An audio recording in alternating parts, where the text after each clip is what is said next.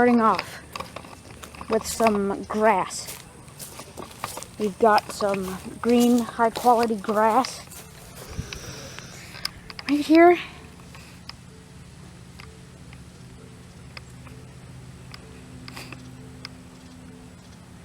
So grass is an important part of the ecosystem. As you can see, the grass is in its natural habitat. It's so close to its environment, it's going nuts. It's going bananas. So we have grass and leaves, all a mix of all kinds of these type of trees, which these are cypress trees, as you can see by the way of the trunk and by the stem and the leaves and the twigs right there. So this is a magnolia, is a cypress tree. As you can see, it's got tiny tactile bumps on the edge, and it just drops leaves everywhere.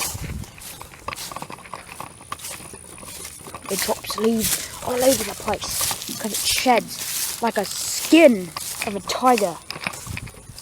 Oh wait, oh oops, tigers don't shed. This is awkward. Another cypress tree. Again, I don't know what this tree is. Too bad, you're gonna have to learn about it on the internet. Look it up on the stupid internet. I said, look it up on Google, whatever you guys look up your crap on. And as you can see, we have a dying tree. It's very special. It's called a dying tree. And as you can see up here, we have the wondrous billy goat. We have the curious billy goat up there. She's the one that was injured.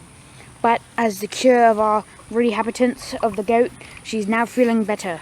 And she's standing and walking and eating grass, like I just showed you a minute ago. This is the sovereign billy goat. This is a sovereign mountain goat. So, as you can see, we got a mountain goat, the grass, and the trees. That's what we got so far in nature.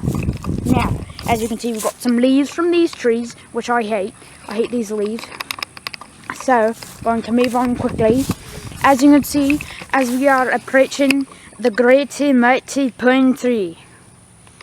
It's so mighty, we got its name because it drops pine needles all over the place, and it's tall, so it's a pine tree. And we got a nasty bat box at the edge. And as you can see off in the distance, we have the great and wondrous magnolia tree. You cannot see it because it's hiding in its natural habitat away from its predators. Then as you can see, we have a long stream of oak trees along the edge over there. All this is oak tree, and that's a magnolia tree. And as you can see, we have the great wilderness pine trees. There are 4 pine trees in the corner of the yard. And then we got one more oak tree and some other trees in the neighbor's yard. And then we have a peach tree right over there. And then we have the great and one and only other tree. I don't know the name of that yet. Don't know the name of that tree yet. The wondrous billy goat is now sleeping. Not sleeping, lying down. So as we walk over here, you can see the mighty yak. Yes, that's a yak. Yeah. The mighty yak as he walks across the deserty fieldy burn pile. And he crosses through the grass. And he stops right there. Then we have the billy. Then we got the wonderful yak over there, off in the distance, grazing on his grass. Now, as you can see, here we are under the great and mighty magnolia tree. I can climb this very good because it's very short. As you can see, we got the pine tree.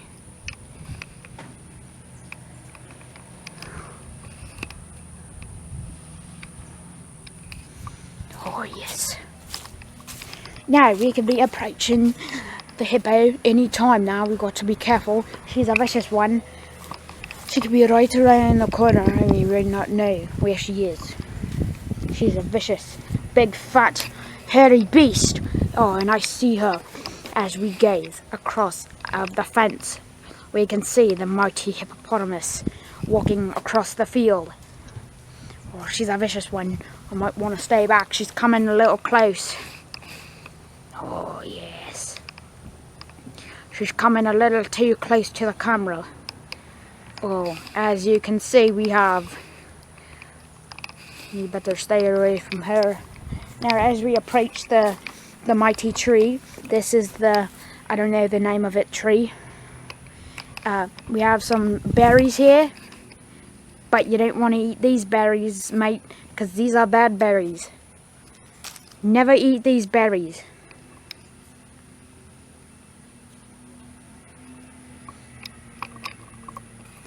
I'm just gonna throw that over there.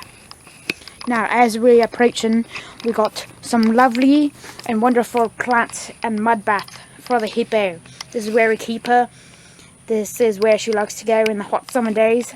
But it's 50 degrees here in Australia. It's not Australia. It's 50 degrees here in Houston, Texas. So it's really like chilly, so she won't go in here. Plus it hasn't rained in like 5 days, so it's not really fall. Now, as we come across the great peach tree, there she is in all her beauty.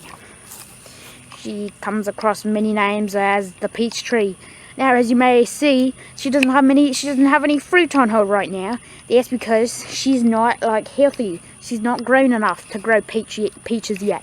But soon, when she grows to be strong and have peaches, then we'll be able to have some delicious peach fruit. Oh yeah, she looks pretty. We're coming back to the billy goat. The billy goat has many names. It comes across as a many names, but I call it the mountain goat. This is not the mountain goat. I get confused with the mountain goat and the billy goat. The billy goat is somewhere back over there somewhere, I think. I think she's somewhere over here. But as you can see, this majestic creature is resting on the plains of her home. She rests, eats, poos, peas, all right here in this field.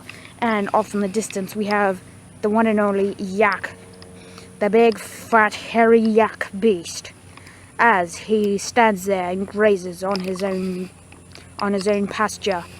Now, off from the distance you can see old Bessie. That is a derogatory name, also known as crappy truck. That truck is bad. It's old Bessie. She's old. So we call her Old Bessie. Now, I hope you have enjoyed. I hope you enjoyed this episode of nature. Tune in to the next episode. I'll see you later. Peace out, mate.